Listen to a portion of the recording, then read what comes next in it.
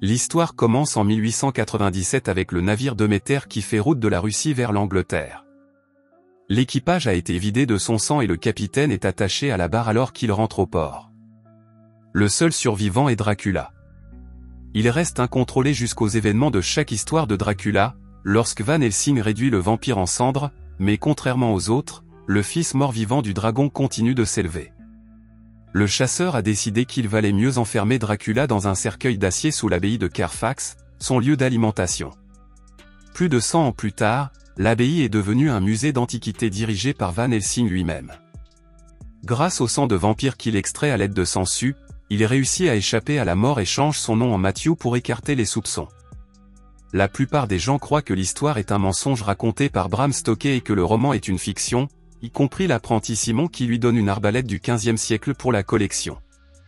Solina, l'assistante de Matthew, termine la journée et refuse les avances de Simon avant de révéler qu'elle est en fait de mèche avec une équipe de cambrioleurs qui ont l'intention de dévaliser le musée sous la direction de Marcus. Déguisé en policier, un voleur nommé Trick parvient à pénétrer dans le bâtiment et l'équipe de 5 hommes réussit à maîtriser les gardes. Ils sont venus voler le coffre-fort hautement sécurisé du musée, qui nécessite une empreinte de main, un scan rétinien et l'enregistrement de la voix du propriétaire par l'un des voleurs, Nightshade. Personne ne sait ce qu'il contient, mais Solina promet à Marcus qu'il doit être précieux, vu la façon dont le vieil homme le protège. Bien qu'ils aient trouvé ce que nous savons être des crânes de vampires le long des murs, les ignorants continuent sous terre jusqu'à ce qu'ils atteignent la chambre où tous les couloirs convergent. Ils ne trouvent qu'un cercueil à l'intérieur d'une grotte vide et commencent à discuter de ce qu'ils vont en faire. Eddie proteste de ne pas y toucher, mais Marcus lui ordonne d'ouvrir le cercueil. En activant une plaque de pression, il est empalé avec des pointes d'argent destinées à transpercer Dracula s'il se réveille. La deuxième ligne de défense tue Dax, dont la seule mission était de sortir d'ici, et l'équipe met les attelles propose à Nightshade de faire un trou dans le mur. Sur ordre de Solina, ils sont également contraints de prendre le cercueil, supposant que des objets de valeur sont cachés à l'intérieur. Van Helsing entend l'alarme et s'arme d'un vieux fusil à silex et de balles en argent, mais les voleurs se sont déjà enfuis avec le cercueil et ont laissé leur mort. Ils transportent la cargaison dans un avion pour l'Amérique et laissent à Nightshade le soin d'ouvrir le cercueil, mais celui-ci s'énerve de l'échec de la mission et se coupe par frustration. Le sang donne du pouvoir au vampire endormi, qui est maintenant capable d'influencer les mortels avec ses excrétions brumeuses. Nightshade ouvre le cercueil et découvre le corps de Dracula couvert de sangsues qui le maintiennent en vie. Après avoir attrapé une sangsue dans l'œil, le voleur se réjouit de trouver un crucifix en argent serti de rubis, mais Dracula se réveille soudain. Le prochain voleur à être vidé de son sang est Trick, qui découvre que Nightshade est mort à la place de Dracula et que le vampire s'est réveillé. Ayant désormais assez d'énergie pour retrouver sa jeunesse, Dracula tente immédiatement de séduire Solina, ce qui fonctionne manifestement, poussant Marcus à ouvrir le feu sur l'être immunisé contre les balles. Leur pilote a du mal à voler à cause du changement soudain de la pression de la cabine alors qu'ils entrent dans une étrange tempête. Dracula mord la gorge de Marcus, après quoi on nous montre une jeune fille nommée Marie à la Nouvelle-Orléans. Elle fait des cauchemars récurrents et a soudain une vision de Dracula à bord de l'avion, mais croit qu'il s'agit d'un de ses rêves lorsqu'il apparaît debout dans sa chambre. Il reconnaît son odeur, mais Marie se détourne et ses illusions sont brisées par l'arrivée de sa colocataire et meilleure amie Lucie. Plus tard, Marie confie ses mauvais rêves à son prêtre David et pense qu'ils ont un rapport avec sa mère récemment décédée ou le père qu'elle n'a jamais connu. En Angleterre, Simon arrive au travail et découvre que l'endroit est mis sens dessus-dessous par Matthew qui se prépare à partir. Il supplie son mentor de se confier à lui, mais Van Helsing ne lui révèle pas où il va et il prend un vol pour l'Amérique. Lorsque le chasseur atterrit aux États-Unis, il épale sans ses sangsues et voit un rapport de Valérie sur le crash d'un avion privé. Le cadavre de Charlie est attaché au siège du pilote, comme le capitaine du navire montré au début du film, et le cercueil de Dracula se trouve à côté. Sur les lieux de l'accident, Valérie est en train de faire une prise de vue avec son caméraman JT. Ce dernier ne voit pas l'attaque de Dracula à travers la caméra, jusqu'à ce qu'il ouvre son autre œil et soit tué, tandis que Val s'enfuit dans sa camionnette, assistant à la mort de JT sur les écrans. Le comte la prend comme seconde épouse avec Solina, qui est capturée avec ses complices à l'hôtel de ville. Van Helsing se rend à la mairie avec son pieu d'argent, mais découvre que certains sacs mortuaires sont déjà vides. Simon bloque le vieil homme lorsqu'il tente d'enfoncer une lame dans Solina, sans se rendre compte de ce qui se passe, laissant le vampire s'échapper. Nightshade bondit avec ses crocs, mais Hellsing l'assomme sans que Simon ne puisse discuter. Il laisse l'apprenti garder le cadavre et part à la recherche de Solina avec son silex à l'étage, mais Simon détourne le regard de Nightshade, qui revient à la vie parce que le pieu a manqué son cœur. Avant que le vampire ne le tue, Simon utilise à nouveau l'armée, cette fois, touche le cœur de plein fouet. Van Helsing s'apprête à tuer Solina, mais Trick l'attaque par derrière et est tué. Immédiatement après, il coince Solina contre un mur en se jetant sur son élève.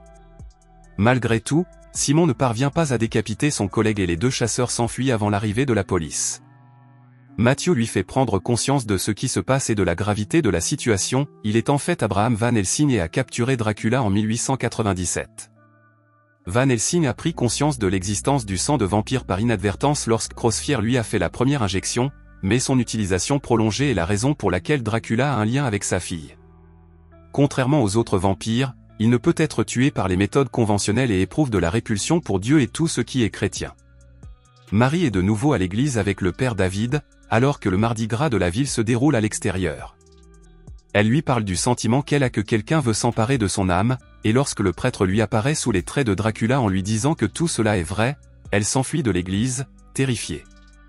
Pendant ce temps, les formes physiques des vampires se promènent dans la ville et sont effrayées lorsqu'elles voient des gens déguisés. La mariée numéro 1 est en train de subir une évaluation psychologique au poste de police lorsque Dracula arrive et que les deux vampires tuent le médecin et l'officier. Dracula visite le magasin de musique où travaille Marie et reconnaît Lucie qui l'a dérangé. Marie étant en congé aujourd'hui, Lucie ramène Dracula chez elle pour l'y attendre et invite le vampire à entrer. Elle mentionne que la mère de Marie était très religieuse et l'a élevée dans la crainte de Dieu, avant qu'elle ne soit facilement séduite pour devenir la troisième épouse. Marie va chercher Lucie au travail et tombe sur Simon qui est arrivé seul alors que Van Helsing est parti chez lui. Il lui dit qu'il est avec son père, mais elle ne veut pas le voir après qu'il ait abandonné sa mère. Pendant ce temps, Van Helsing arrive chez Marie, mais il est trahi par son reflet et capturé par Dracula. Le vampire reproche à Van Helsing de lui avoir volé son sang et revendique Marie comme sienne, puisque son sang coule désormais dans ses veines. Marie reçoit un appel téléphonique de Lucie, transformée, lui disant qu'elle est actuellement avec son père, mais elle le trouve mort à l'étage, un pieu planté dans le cou. Lucie se transforme en vampire à part entière et toute la maison devient un rêve de Dracula, les trois épouses tourmentant Marie jusqu'à ce que leur maître se présente pour réclamer son sang. Il se transforme en loup et la chasse hors de la maison, tombant sur Simon, qui tire un pieu sur Dracula, le transformant en un essaim de chauve-souris. Les deux s'enfuient, et Simon apprend que Van Helsing est mort, tandis que Marie explique que sa mère n'a jamais voulu revoir son père après avoir découvert son addiction aux sangsues. Ayant besoin d'une terre consacrée, il décide de s'arrêter à l'église de David pour la nuit, espérant qu'il les protégera. Simon dit que Van Helsing l'a sauvé lorsqu'il était dans un moment sombre et qu'il estime qu'il est de son devoir de protéger Marie pour lui rendre l'appareil. Dans la bibliothèque de la paroisse, ils font des recherches sur le passé de Dracula, espérant trouver le point faible qui leur permettrait de le tuer. Ils ne trouvent dans la littérature chrétienne aucune explication à l'aversion des vampires pour l'argent et Marie traduit l'hébreu écrit dans le sang de Van Helsing, « Croyez en moi car je suis le chemin de l'éternité ». Soudain, Dracula entre et Simon utilise une Bible pour permettre à Marie de s'échapper dans le cimetière. Le vampire ne s'émeut pas de la présence du livre jusqu'à ce que ses pages prennent feu au contact de sa peau. Il retrouve Marie et lui explique qu'il a passé des siècles à chercher une personne née avec sa malédiction. Il l'enlève avant que Simon ne puisse la sauver et l'emmène sur le toit d'une église voisine qui domine la ville. Il utilise sa morsure pour donner à Marie la malédiction et lui montrer ses origines, révélant qu'il est Judas Iscariote et qu'il a vendu Jésus aux Romains pour 30 pièces d'argent. En expiation, Judas tente de mourir pour ses péchés, mais la corde qu'il a utilisée se rompt et Dieu décide de le punir. Le traître a reçu la vie éternelle pour marcher seul sur terre et une forte aversion pour les objets chrétiens et l'argent. Il aspire à la mort, mais lutte désormais pour rester en vie et créer le monde à son image, comme un affront à Dieu. Pendant ce temps, Simon voit Solina se nourrir des participants à la fête de Mardi Gras et la suit jusqu'à l'église. Les trois jeunes mariés sont présentes et tentent de séduire Simon pour le tuer facilement, mais il brise une croix de bois et l'enfonce dans le cœur de Valérie. Simon est alors capturé lorsque la première mariée meurt et que les deux autres le retiennent captif pour leur maître. Dracula veut que Marie se régale de lui pour son premier meurtre en tant que vampire, mais elle fait seulement semblant de le mordre et produit plutôt du sang à partir de sa propre lèvre. Il exige la tête de Simon comme trophée pour pouvoir dégainer le couteau d'argent. Lorsque Lucie remarque que Simon n'a pas été mordu, Marie tue son ancien meilleur ami et empale Dracula. Judas n'est pas étranger à la trahison et confronte Marie avec le désir de la tuer. Les nouveaux pouvoirs de vampire de Marie l'empêchent de mourir tandis que Simon affronte la dernière de ses femmes. Il est jeté contre une fenêtre, mais met la main sur une paire de ciseaux de jardin et coupe la tête de Solina. Les ciseaux sont ensuite attrapés par Dracula, qui les lance sur Simon, donnant à Marie l'occasion d'enrouler un câble électrique autour de son cou et de se jeter du toit pour tenter de se tuer avec le monstre. Dracula est incapable de retenir Marie, qui tombe au sol, mais il est heureux de voir qu'elle a survécu. Il la libère alors de sa malédiction en marmonnant simplement les mots. Cette fois, le lynchage ne s'arrête pas et Judas meurt devant Jésus alors que le soleil se lève et le réduit en cendres. Quelque temps plus tard, Simon et Marie reprennent ensemble le musée et la nouvelle Van Helsing reprend la tâche de son père qui consistait à conserver les cendres de Dracula dans son cercueil.